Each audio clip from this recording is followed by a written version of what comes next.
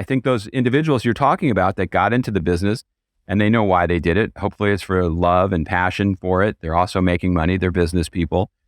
But the person that takes the charge and says, I'm going to really put safety first, I'm going to put lasting forever first, I would think they would have a huge marketing advantage over everybody else. Yeah. I think that could be something that would work in their advantage.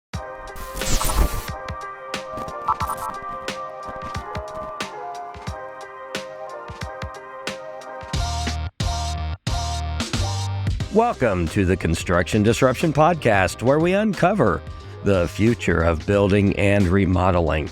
I'm Todd Miller of Isaiah Industries, manufacturer of specialty metal roofing and other building materials. Today, my co-host is Ethan Young. How you doing today, Ethan? I'm doing pretty darn good, Todd. How about you? You know, I wish I've had better days. I'm not quite sure how to explain this to our audience, but I have to share that I accidentally swallowed a whole bunch of Scrabble tiles earlier today. Oh, really? Are you going to be all right? I don't know. The next trip to the bathroom could spell disaster. I'm sorry. I'm still stuck in fourth grade. You've noticed that about me, haven't you? That's all right. I like it. Well, let's go on with the show here. So today's guest is George Siegal. George is president of JEL Productions based in Tampa, Florida.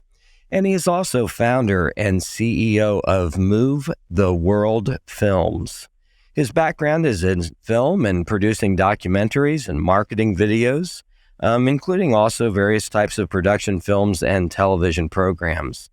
With Move the World Films, George's mission is to tackle those issues in society which impact the safety and security of children, the elderly, and the environment, while also offering clear solutions to improve people's lives.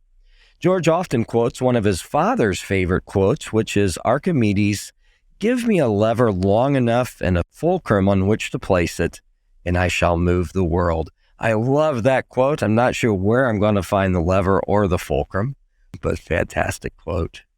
The impetus for inviting George to share with us here on Construction Disruption is his recent award-winning documentary film, The Last House Standing. The inspiration for this film is a house that is very familiar to most of us who are in the design and construction industry, and that is the lone standing metal roofed house that is photographed on Mexico Beach, and it was photographed there on Mexico Beach shortly after the devastating Hurricane Michael all but destroyed that area in October of 2018.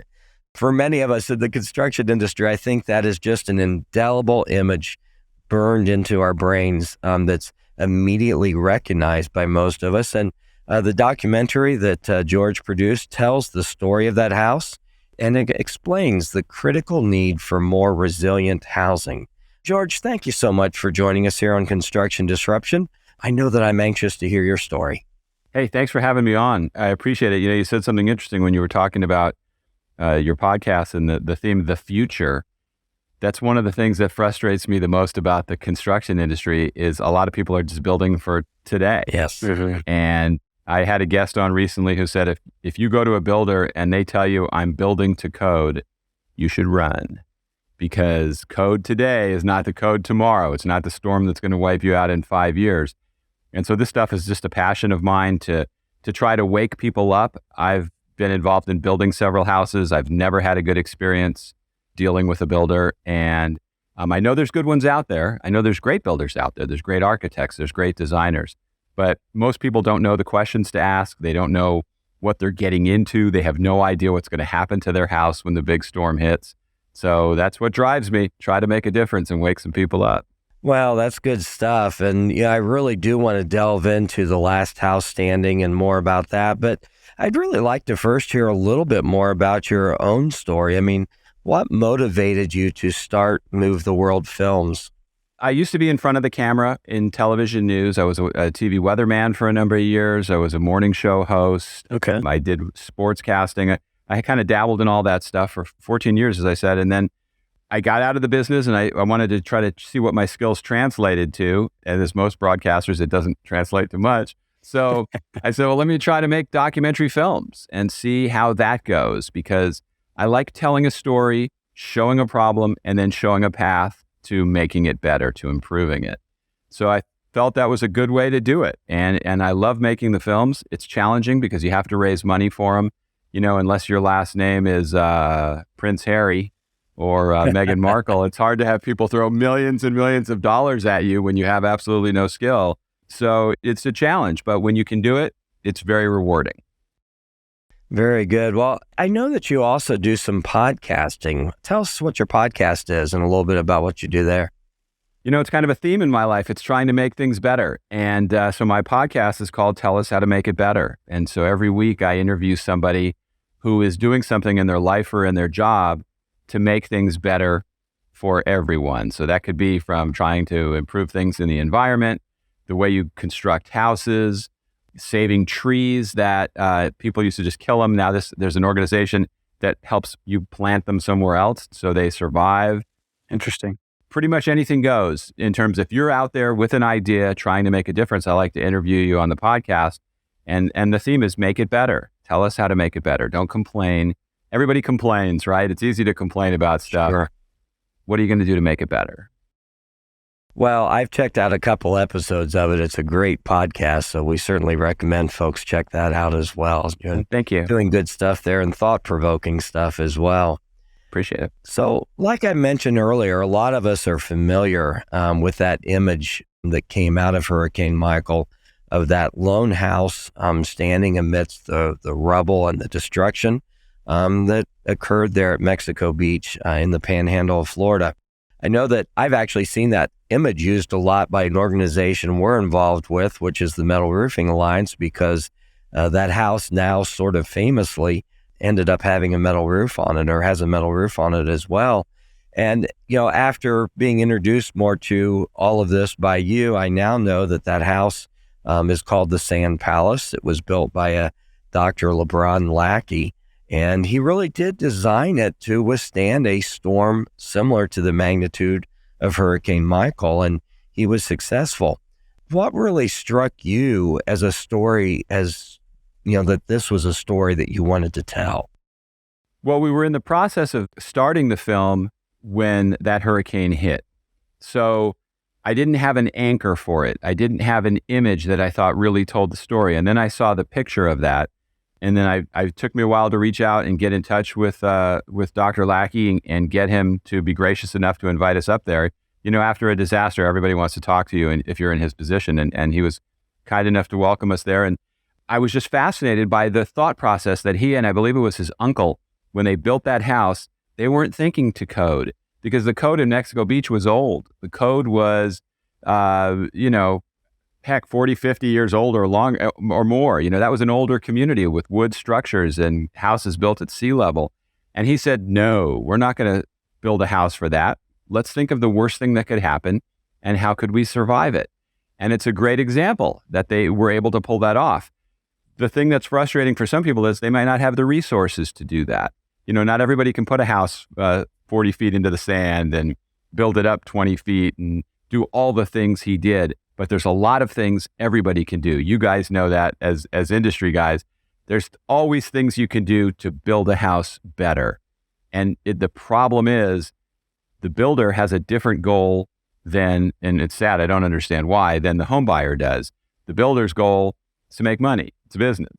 My goal is I'm putting my family in this. I want the safest house possible. Yet most of the people I know couldn't even tell you the first thing about the safety features in their house or whatever. And because those guys put such a high bar, I wanted to anchor the film around it. And it's just a powerful image. It's fascinating. It'll be interesting when we see from Hurricane Ian the houses that survived, that were the last houses standing there, because that should always be the goal. You should always say, what does it take? I'm going to be around when it's over. Yeah. And I ended up doing some research about the Sand Palace after watching that part of the documentary. And it's fascinating. Like you said, it was very intentional on their end. They knew this is what code is. And I think they aimed for almost double the code with the wind rating. Like they were aiming for something crazy, like 250 mile per hour resistance to that. And they very much knew what they wanted to do and went out and did it. And their house, basically survived. I think, there was some like utilities damage or something, but compared to all their neighbors who were flattened around them, they really came out on top. So, yeah, and it's interesting. This is an interesting example of how you don't have to spend a fortune to do that, but maybe you're not right on the water. His house is right on the water. It's waterfront. You're going to have certain challenges with storm surge there. But we interviewed some people that have Habitat for Humanity homes that were further inland. And those homes, what do they cost? Usually between $75,000 and $125,000. People volunteer time to help build it, but they put a lot of detail in. They put a lot of extra features in. They actually care about the people they're building the house for. Those houses all survived. They had metal roofs. They were anchored properly. They didn't flood. They didn't blow away. And so it's an example of how you don't have to have a lot of money to do something well. You just have to want to do it well. Yeah. Okay. So how long was the Sand Palace standing before Hurricane Michael came along? I think I missed that. They had just finished it. I mean, they hadn't even had a summer there yet. I mean, I think they had just wrapped it up towards the end of the summer. And then that storm hit, and I felt so bad first of all, I feel terrible for all the people that lost everything. There's no replacing that. But now imagine you build that house there and everything around you is gone. If you guys ever saw the Twilight Zone episode of the guy that goes into the bomb shelter and he comes out and he survived, but nobody else did. Now he's the last guy left in the world. Some people say, well, I wouldn't want to be the last guy left in the world. I just want to smack somebody like that on the side of the head and say, really? I want to be the last guy. You give me a choice of losing everything or having a house that's still standing and maybe I'm disrupted for a while, but I'm not starting over. I'm choosing that path. Sure. So I thought it was interesting. I had missed this also. So you had actually started the documentary focused on resilient housing and climate change before Hurricane Michael happened. Yeah, years ago, I was involved in a business where we were trying to start building concrete homes. And whenever I've seen construction, I like the different techniques that they're using to try to make houses survive. In parts of Europe, they only build out of concrete. They're not building out of wood. And I live in Tampa, Florida now. And I just drove by a house the other day. I took some pictures of it. It's all wood. Even the ground floor is wood. Most of the houses here, even the multi-million-dollar houses, are doing wood on the second floor. So when you talk about building and construction, I mean, it's something that I'm just fascinated by because most people, that's our biggest investment. You're putting everything in that. All your chips are in on your house. Why do you not want to do everything you can to save it? But it's so competitive. It's like, if I don't buy this house, somebody else is. Don't do that.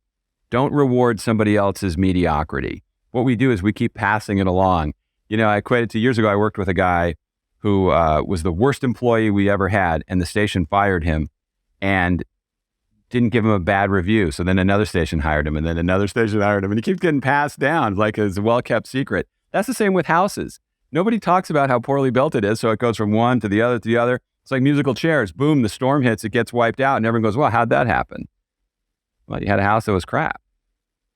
Well, I have to say, I really enjoyed the film. I just sat there and watched it. I thought, I'll just have this playing in the background and doing some work here, and I just couldn't take my eyes off of it. It's extremely well done and a great story that you're telling. Our audience members here at Construction Disruption are folks who are in the design and construction and remodeling business.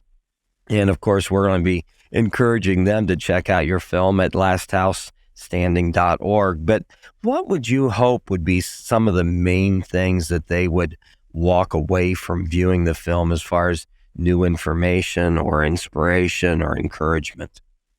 To build something that isn't going to be just for today.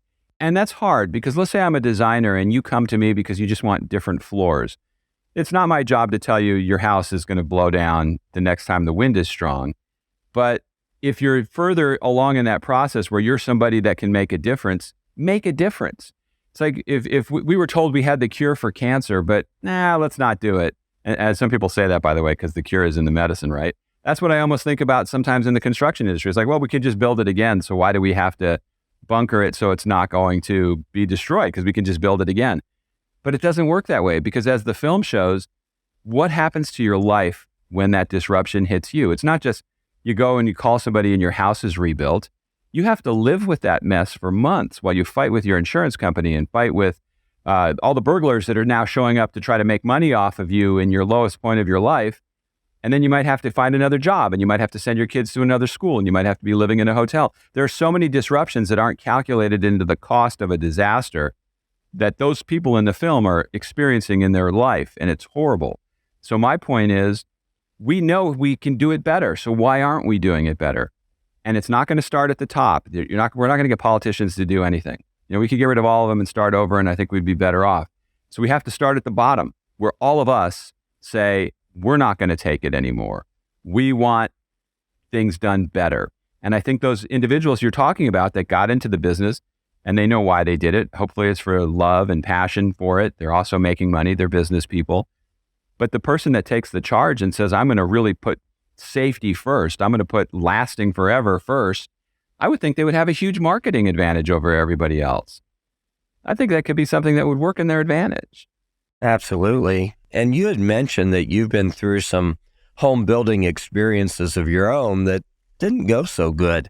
Undoubtedly that kind of played heavily on you as well. But, how would you describe those experiences? What didn't go good? Did you know during the process that it wasn't going well, or did it happen after the house was built and gee whiz, I missed that, or they missed that, or what did that look like? Well, there's always stuff you miss because many times the house is done, you hire an inspector to come in. A lot of times the builder has a list of inspectors they don't want on their property because they know they're going to bust their balls and make them have to fix stuff. Okay. So the inspector comes in and says, yeah, socket isn't attached properly. That window is a little whatever. It's the stuff you find after you move in where all the arches are crooked, all the windows aren't plumbed properly, all the floors aren't level. Really go over that house during the construction process. Have inspections during the process. Don't wait till the end because then everything's buttoned up. I know people that when I was in the news business, when there'd be floods or fires and then they would tear open the walls, all the food wrappers and garbage and beer cans and crap that people would just throw in there. A construction project is only as good as the person on the job watching the guys doing the job. And I had one house where I showed up at the end and the foreman says to me, yeah, it's my last day with the company. I knew we were screwed because he didn't care. And everything he didn't care about has now been something that we've had to deal with as a problem. You can find the areas they didn't give a darn about, and it always costs you. And also think about when you're buying a house, think of what you think the boils are and imagine now you're selling it. That's always the first thing the next person finds. Is there not enough closet space? There won't be closet space when you sell it either. It'd probably look a hell of a lot more cluttered. Is the backyard too small? Is it too near a highway? People just don't think about this stuff because we get sucked into the eye candy, the granite countertops, the range, the outdoor barbecue. Don't get fooled by that garbage. You want the nuts and bolts of the house. What are the bones of that? And how much did they put into it? Can the builder tell you why his house is safe? Or can she tell you why her house is safe? Have them go over that. And if they don't want to deal with you, you don't want to deal with them. If they're too busy to answer your questions, run. It's not worth it. Yeah. It's not going to get better later. You're right. Nope. I know we rarely talk about roofing here on the show, even though that's what our business is. But, one of the things that we get a lot is a homeowner will have a roof installed and they'll send us photos and say, does this all look okay to you? And, we're like, well, yeah, from what we can tell. But, there's so much that happened when that roof was being installed that we can't begin to see from the after pictures. So you're right, that in progress stuff is so important. I have horror stories about roofing. And I also made a video for a metal roofing company in San Antonio. The guy was great. His customers loved him. He did a super job. So, it sounds like I just want to bash everybody in the industry. I think there's a lot of great people. But when in Mexico Beach, one of the women that we interviewed, she told in the film about an inspector came out when somebody said they were fixing a roof of a friend of hers, and they found that the whole thing was crooked. There were nail pops everywhere. They hadn't done everything properly. Instead of using waterproof barrier stuff, they just filled a gap with paper. I mean, the stuff that people will do, I had a roofer come out here one time. We had a little water problem, and the guy just looked up there. He didn't even see what the problem was. He goes, yeah, it's going to cost you $2,500 to $3,000 to fix it. And I said, to fix what? I go, how can you tell me down here what's wrong up there when you're not up there? And there's a lot of people that would have paid that money and nothing would have happened because the guy didn't even know what he was doing. So Yeah. it's the bad guys that make your job tougher because, or maybe it makes it easier because when you walk in and present well and answer questions and actually look at things, you're probably ahead of most people because I've had some of the biggest losers in any industry that come out here to bid on jobs and they think we're all stupid. Yeah. Yeah, it's a shame. You're right. But you're right. There are good players out there, and that's the key or the challenge is to find the good players. So I'm curious, as you learned about and dug into the Sand Palace and learned about some of the things they did to make it withstand a Cat 5 hurricane, what really stands out to you? What are some of those things that you recall that they did that really stands out to you? The first is how deep they went into the sand. Because what's one of the most damaging things from any major storm by the coast is storm surge. Mm-hmm. And when you look at Sanibel Island and all those beautiful houses that were right on the water, a lot of them were not elevated. So once water gets in your house, you hope they tell you you have to rebuild it because the damage, I had a basement when I lived in Detroit where our sump pump broke and the disruption and the damage from 2 feet of water in our basement took months to fix. Now imagine 15 feet of your house is underwater, or even worse, it's washed away. So the fact that they anchored that so securely, because you see other videos of houses that blow over because they may put it on wood stilts.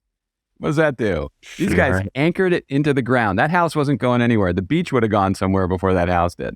And that impressed the heck out of me. And it's their mindset that impressed me, is how they thought about the problems. In Mexico Beach, after a Category 5 hurricane hit, they changed the building code, but it won't survive another Category 5 hurricane.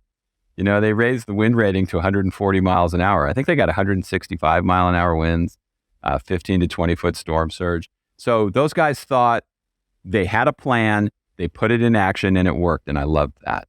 Yeah, it's good stuff. Good stuff. Well, you made a point earlier, and I also heard it, of course, in the film as well. And we've actually had previous guests here on the show who made the same point. And that is that building codes are just the starting point. That's the bare minimum that you have to do to construct a building. Are there any key areas of construction that stand out to you where really any homeowner, let alone someone who may be in a hurricane zone or a prime wildfire area or the ever-broadening tornado alley, are there any key areas of construction where you would tell a homeowner, you definitely need to go above code in this area? Absolutely. And I know some people will argue with me about this because I actually called a builder about this who's building it looked like a $6 or $7 million house right on the water. And he's doing wood on the second floor. And I said to him, I called him and I said, why are you putting wood on the second floor? And he goes, that's what the homeowner wanted. And he goes, we have techniques now that we can anchor it pretty good and make it safe. And I go, but isn't concrete safer? And he goes, yeah, it is. Then why didn't you talk them out of it? They had a design where they wanted some bump outs in the front. And, with concrete, you can't have, everything has to sit on top of something else because of the weight. Sure. But it's worth it. You want the most secure house. You want concrete on both floors. And it's not that much more expensive. It just might change the look of what you're doing. So I think people should understand the code, but also really understand the hazards that could affect the area where they are. We saw a house, my wife and I were walking the other day, and we saw a brand new house being built that would look like it was at sea level. Well, the flood level in our neighborhood is 10 feet. It's like, I don't even know how they're going to get insurance. I wish somebody was there working because I would have asked them. I'm like, why is this guy walking by asking us questions? But I would have said, why is this house built so low? Find out what the standard is, but then also find out how bad it can be. Everybody in Tampa should be scared to death seeing the blueprint of what happened from Hurricane Ian, because that was the poster child for what would happen here. They even did a study and showed that 60% of the businesses would be destroyed. 2 million people would be injured. The amount of homeless people, bridges washed out, lives disrupted. And I have a guest coming on my podcast next week, Hank Ovink, who was in the film. And I got him back to be on my podcast. And he talked about things communities need to be thinking about infrastructure-wise and how they're going to rebuild and what the plan is. He's not a fan of everybody fortressing their house like in Mexico Beach because not everybody can afford that. Yeah. He's a lot smarter than I am. I'm not even presuming to tell him how to do his job. It just scares me when I see the damage. So if I was going to build a $6 million house, why would I not want to spend a little more to make sure it was going to survive? And if I'm building a couple $100,000 house, I would look at the Habitat for Humanity blueprint and say, how are these guys building houses that survive? And then I would say, let's do that. They're using extra nails. They're using extra brackets. They might have wood on there, although they're trying to get more into concrete in storm areas. Follow what other people are doing that have chose the road of safety and try to be more like that rather than, I watched a story a buddy of mine sent me that was on ABC News from 2016. And everybody should look it up on YouTube, ABC News 2016. And you'll see the nightmares with D.R. Horton and all these people in their neighborhoods where their houses were falling apart. And it's heartbreaking to see the frustration on people, their faces, and what it does to their lives when they're getting ripped off like that. So I don't want that to keep happening to people. That's why I ask questions. And no builder probably likes me either. They probably say, that guy's a pain in the ass. He asks too many questions. I had one builder yell at me and go, I don't need another foreman on my job site. And I said, I'd be the only foreman on your job site because you're not doing your job. And I would think that they want to work with people, even the pain in the ass people, because they should care. Sure. Well, it's like you said, that's how a contractor can really differentiate themselves and stand apart from all the others also. Yep, absolutely. I think that showing you care, having a good crew, having a good leader of the crew, being responsive. I had another guy on who a few weeks ago who developed a software called Nut Nest. Yeah. And what it does is it has all the contacts and everything for all the people on the job. So the homeowner, the buyer, can know who to get to answer questions. And the builder doesn't have to sit there answering the phone and deal with people like me. And I thought it was brilliant. And those kind of things are important, to have people have a good experience. And even, I may sound like I've just had bad experiences. Most of the people I know have had bad experiences. So you hear very few people say, yeah, come on over. We're having beers with my builder in the backyard. You don't hear that very often.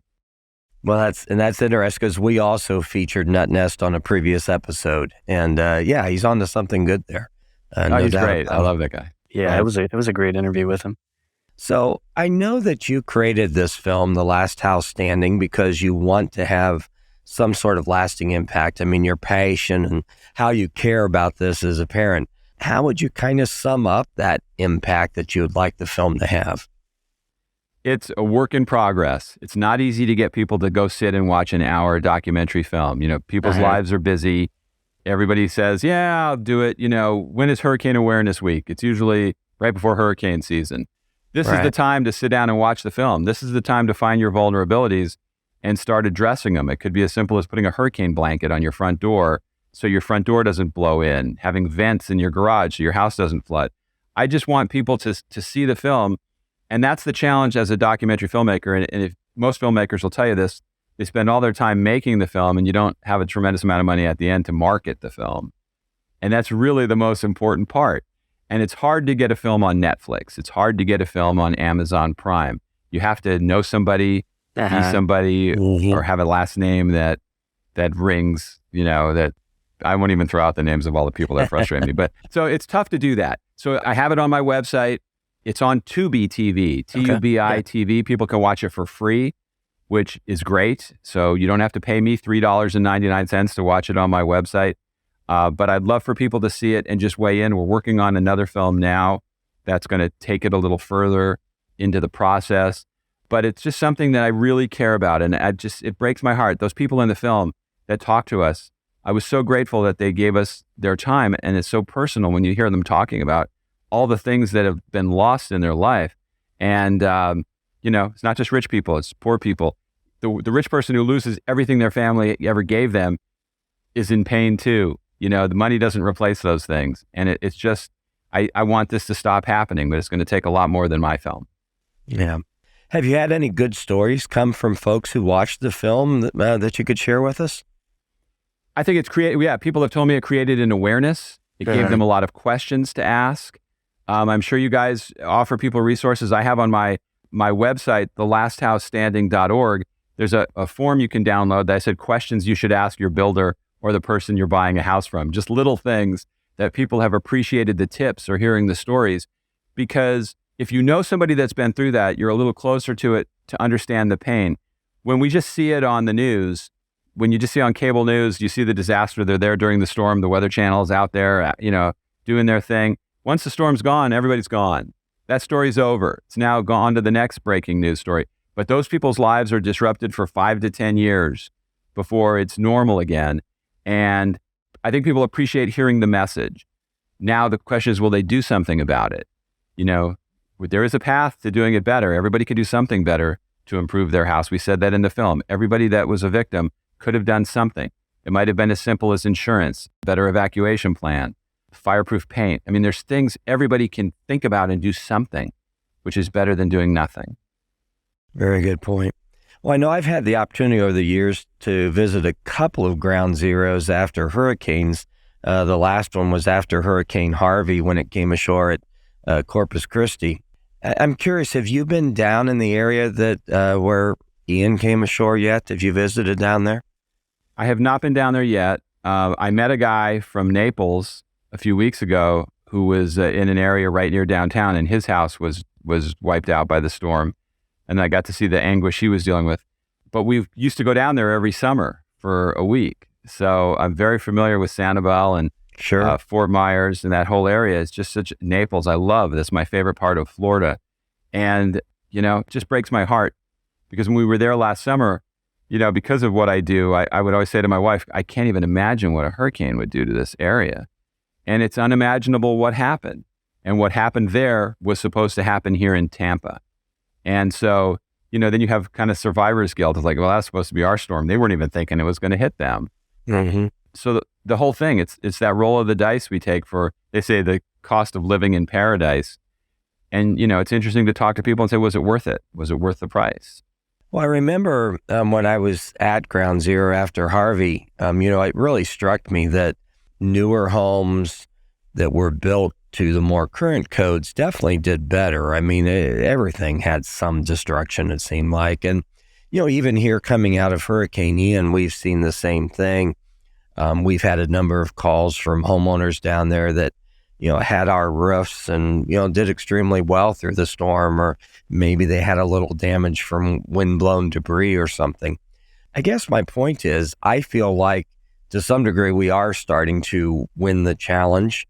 Slowly, the codes are getting better, but it just doesn't seem that it can happen fast enough. Because it's so political to change building codes. I know in Texas, I lived there for 19 years. The building lobby runs that state. You're not going to change the building code. You can't even sue your builder. You can only take them to arbitration when there's a problem. Well, that doesn't do anything. Can you imagine? And I understand that. What builder would want to sit in front of a jury? They would lose everything. And when they do lose everything, they just change the name of their business and they open up the next day with a different name. So it's almost like it's rewarding crummy craftsmanship. So the homeowner is automatically at a disadvantage. And, when you look at what happened in Harvey, all those poor folks who had flood damage, they weren't even living in a flood zone. They could have purchased flood insurance for very little money. It wouldn't have cost that much. So when I say there's always something you can do, if you live in an area, unless you're 20 feet up in the air, maybe flood insurance is just something you're going to buy instead of going out for that nice bender on the weekend. And you're going to have that security in your pocket. So if the dam does break 20 miles from you and your house floods, you can rebuild your life. So it's examining everything that can happen and then doing something about it. But yeah, in every place, when you think about everywhere in the country, we all have a spot. They all have their different disasters that could hit them. And, we're seeing it in Santa Barbara right now, out in California, Montecito, with all the flooding. We see it with the tornadoes in Alabama. Right. We see it with ice storms in the Northeast. It's just, there's always something, a peril in your area. And are you willing to do something to help you survive it?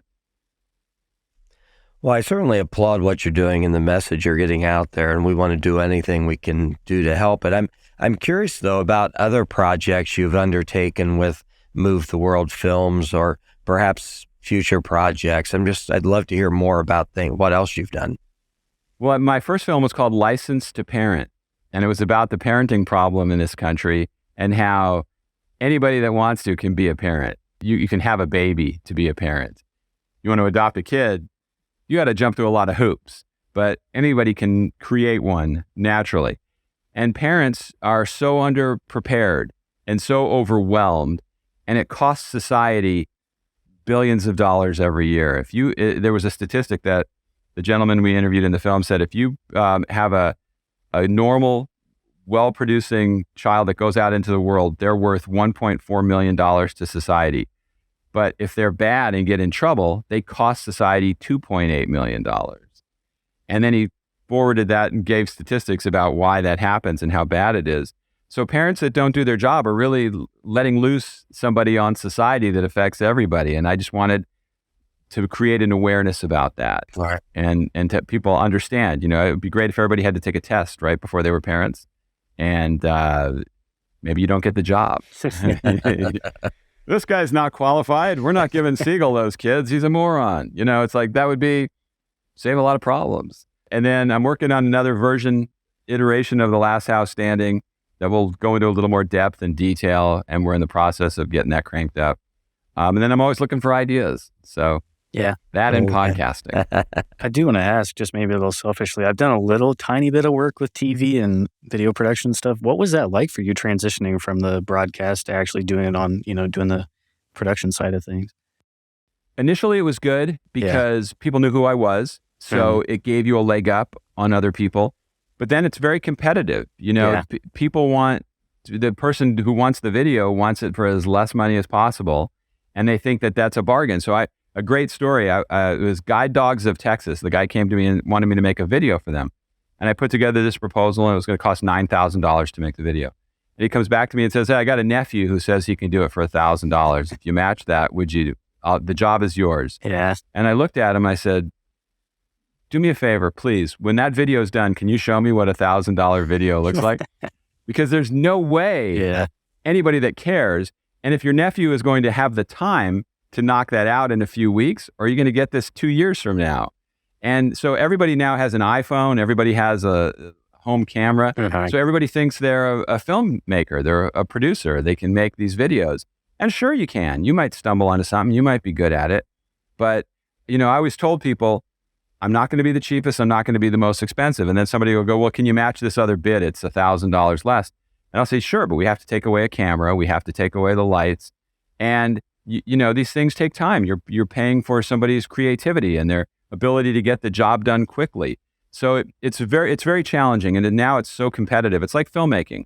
Everybody's a filmmaker. Everybody's a producer. Everybody's a director. And I think social media with TikTok and Instagram makes it even tougher because people get videos that get thousands and thousands of likes that took nothing. A woman bending over to pick something up off a table gets 200,000 clicks. I do something that I think is good, maybe 100 people see it. So it's maddening. Yeah, I was just reading an article today about algorithm-driven entertainment versus kind of effort-driven and that kind of thing, and how, putting in the effort, sometimes we're just feeding the algorithm, which one is going to give you more reward, kind of how a lot of our social media is designed more around the algorithm than... Well, it's interesting how you monetize that. Like, I don't know how the guy that has his wife wear a tank top and no bra and gets, 1 million clicks, but what did that get them? I don't know. Yeah. Backing up a tiny bit where you're talking about the film you did on parenting, there's a television series out right now my wife has been watching, and I can't even tell you what the name of it is, but they are looking at different families and different parenting styles, and they give them each a challenge and then see how they overcome it or how they work through that challenge. And it's really very fascinating. I kept thinking, my goodness, I wish I could have seen this when I was in those age of having a young child, because it's really quite informative to look at the different styles. Oh, sure. And, there's so many things coming at parents, and the film's not really about bashing parents. It's about, we need to support parents more. When we were out at watching Hamilton last night, and there was a kid behind us making a lot of noise, and my kids were getting really mad. And I told him afterwards, I imagine those parents felt pretty bad about that. It's when the kid's crying on the airplane, the parents feel bad too in most cases. Yeah. And when they're screaming in the supermarket. And so, but we're so quick to judge parents and point out what they're doing wrong, especially people who don't have kids. They're always the most judgy. And, parents don't need that. They need support. They need skills. They need techniques to handle things better. So we need to help, not criticize. Yeah, and that's kind of what this TV series is all about. It's really done in a very positive, helpful way. It's pretty interesting. Sounds good. If I find the name of it, we'll throw it in the show notes maybe. So Yeah, please do. I'd love to check it out. Yeah. I mean, I'm always, if I could pick up a tip or two along the way. I mean, I know that I don't consider myself a great parent. I always want to do better. So if somebody has ideas for me, I want to hear them. Well, this has been great, George. Thank you so much. We really are close to wrapping up sort of the business end of things. Is there anything we haven't covered today that you'd like to be sure to share with our audience? Well, I think we touched on it. If they can go to thelasthousestanding.org or Tubi TV, Tubi TV, watch The Last House Standing. And, my podcast is Tell Us How to Make It Better.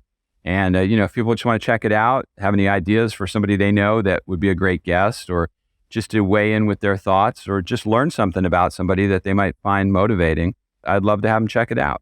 Sounds good. Well, that's fantastic. Well, before we close out entirely, I have to ask you if you're willing to participate in something we call our rapid fire questions. So these are 7 questions. They might range from serious to maybe a couple are silly. All you have to do is provide your off-the-cuff answer to each one, and our audience understands. If George agrees to this, he has no idea what we're going to ask him. So, Not a clue. Sure, let's go for it. Are you feeling up to the challenge? Well, we will alternate asking questions. You want to go first, Ethan? Yeah, I can go first. Okay, question number 1. What would the 8-year-old George Siegal have said he wanted to do when he grew up? He would have wanted to be in broadcasting. Interesting. Because my father was in broadcasting, and when I was 7, I got to meet Walter Cronkite. Oh, wow. Yeah. So I wanted to be in the news business. Awesome. Question number 2, and you have a choice here. So what's either the best or the worst piece of advice you've ever been given? Oh, wow. I've been given a lot of bad advice. Well, that would be fine. The best advice, I think, is what my dad used to always encourage me is don't complain, do your job. It's like there's a lot of people that complain all the time. And I was guilty of it early in my career. There's people that probably worked with me and go, that guy was an asshole. So you learn along the way and you try to evolve into something that understands you're there to do a job and not be part of complaining. So it's just to focus on what you're doing and be in the moment and not get into those bitch sessions around the water cooler. Good stuff. Good advice. All right, question 3. Do you prefer the top or the bottom half of a bagel? The bottom. Okay. Interesting. So what's your reason for that? I like it when it's a little crunchy and the way it toasts. Okay. So the top part, I don't know. It doesn't toast as well because the bottom of the top can get burned, the outside, and the inside is still not toasted properly. So the bottom's easier to work with. Interesting. Good deal. Question number 4. In a zombie apocalypse, who is one person you definitely would want on your team? The Rock. There you go. Good answer. Because he's always around at the end. He takes care of business. Yeah. All right. Question 5. Ultimately, what would you like to be remembered for? The guy who tried to make a difference. Good deal. Yeah, it's admirable. Changing the world, moving the world. Good stuff. Okay, next to last question. I love this one. If you had to eat a crayon, what color would you choose? Aren't they also flavors, some of the crayons? Because I think I would probably choose maybe. vanilla. Okay. A light colored crayon. There you go. Okay. Because it wouldn't get on my teeth. It wouldn't stain. Good answer. All right, last question. What would your bucket list vacation be? I sort of did it. Lake Como in Italy, because it's just the most incredible, beautiful place I've ever seen. And it would be to just go and have a house there and just finish up my time. I would just love to be there. Yeah, I got the chance to go to Italy last summer. First time overseas. It's beautiful. It's just wonderful to see all the history and just, it's a pretty amazing place. Oh, it is. And the wine there. I mean, you go into a restaurant, any restaurant, you can order the worst bottle of red wine off the menu from some little winery on a hillside, and it's better than anything you're going to have. It's just incredible. Good stuff. Well, George, again, this has been a real pleasure and very eye-opening as well. So for folks who might want to get in touch with you or just remind us again of where they can see the film, can you share your contact information? Yeah, thelasthousestanding.org. is there's also a contact form on there. I also have, I'm on LinkedIn, George Siegal. I'm on Instagram, Facebook, the Last House Standing, and also Tell Us How to Make It Better. So at tellashowtomakeitbetter.com, you can go there and reach me as well. And there's no staff, it's just me. So I get all my messages and I try to get back to everybody as quickly as possible because I know you're busy too. Well, this has been great and very informative. Thank you so much for being with us today, George.